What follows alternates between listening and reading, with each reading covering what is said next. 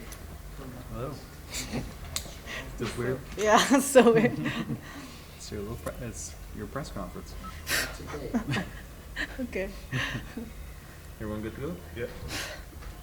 Ashlee, how are you feeling after your win here in Hamburg? I'm so happy. It's my first finish, not my first fight, or not my first win, but my first finish, and that's all I wanted for the last couple months, so it's like my dream comes true. It's perfect. When did you start to feel the fight turning in your favor? At the end of each round, end of the first round, end of the second, my coaches told me that, they thought that I was winning the round, but you never know, and not until I was elbowing her in the face in the last round that I knew I had it, had the fight won. Do you feel like you had a size advantage out there tonight? I think that's evidently clear. Yeah, I don't know if I'll ever fight someone that short. At least, obviously she came in a pound heavier for some reason, but I think I'm a big girl for 35s, and I cut a decent amount of weight. I think I'm average for my weight class. I think she might be small, but that's her problem. Do you think she should be fighting maybe strawweight or? That's what I said in the last interview, but who am I to say that? Honestly, some people feel like they shouldn't cut that much weight, or, they like to be shorter and stockier, thicker, kind of like a wrestler body. But who knows? That's her deal, not mine. I feel like I have a good body type for my weight class, not too tall and too skinny, for body locks, but also not too much junk in the trunk. So you mentioned, of course, that she took this fight on short notice, and she is a pretty unorthodox striker, lots of weird kick combinations. How do you go about preparing and training for a short notice fight against someone of that fighting style? I'll give her some credit. I thought that since she didn't set those kicks up, with her hands, I thought that would mean that I could see him coming easier, but clearly she landed some nice spinning back kicks in the first couple rounds. Didn't feel very powerful and didn't take much out of me at all, but she got me, she landed it clean, so good for her. But taking it to fight on 2 weeks and her being my first southpaw was a little bit difficult, but, I got the win at the end of the night, so obviously not that bad, wasn't that bad. 2 straight wins. You beat ranked Marion and now Veronica. Yeah. What's next for you? That's up to the UFC, I'm not the matchmaker, I'm just a fighter. I've never said no to a fight. I would like to think that they would put me against someone of equal record or status or better, that they think is better, that is just going to put on an awesome fight. And to me, that's all that matters.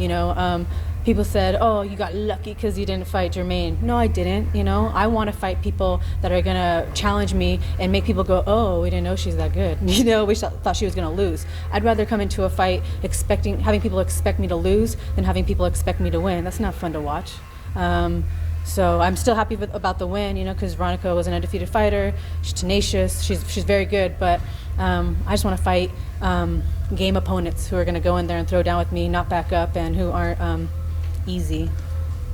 Is there a particular name that sticks out as far as somebody's game? And she is on a good winning streak, and who am I to say give me a higher ranked opponent since I'm only 13 or whatever. But yeah, I'll say it. I would like to fight Raquel Pennington again. I want to rematch her. I'm not going to take that win away from her, but there are certain times in MMA where you say, "Oh, that person just got caught," and I've never said that except for that one time. And she's getting better and better and better, but so am I. So I think it'd be an awesome fight. Maybe she might not want it, because I'm ranked lower than her, but I'm calling her out, so if she's a woman, she'll step up and fight me, but it's whoever the UFC puts in front of me, really. What would you do differently in a rematch that you feel you didn't really get right in the first fight? I'm not going to make any excuses. There were a couple factors that played into my preparedness.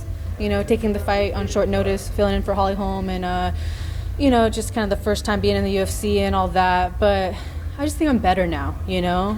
She was better than me that night, and she's probably better than me back then. But I'm better than her now, and can you blame me? I just want a chance to prove that I can take that loss off my record. It'll always be there, but it's a little redeeming when you beat someone that you've previously lost to. I have a cotton mouth, sorry. The division's pretty wide open now. We've seen some crazy changes of the belt now, and it seems like everything's kind of up for grabs that you can make a real run. Do you feel like perhaps this isn't your opportunity now, that perhaps more than before when Ronda Rousey sat on the throne, that now you really have a much larger chance of getting to the top? Yeah, that's probably the number one question asked by all interviewers. Not saying it's a bad question, it's a great question.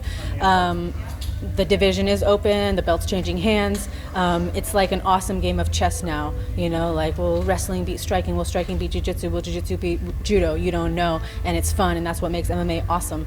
And now it's, everyone has a favorite fighter, you know, it's not one fighter that everyone's like, oh, we can't wait till see this person fight, and I wish that person all the best of luck, maybe that person comes back, you never know, but I think the division open, it makes the sport more exciting, you know, women's MMA is growing, and yeah, it definitely gives me a chance to get to the top a lot quicker too. And how do you feel about the stoppage against Macedo? I feel like it was the right time, or perhaps could have come a bit quicker? Oh, quicker. Oh, I was like, blood was spewing out of her head, and she wasn't really defending.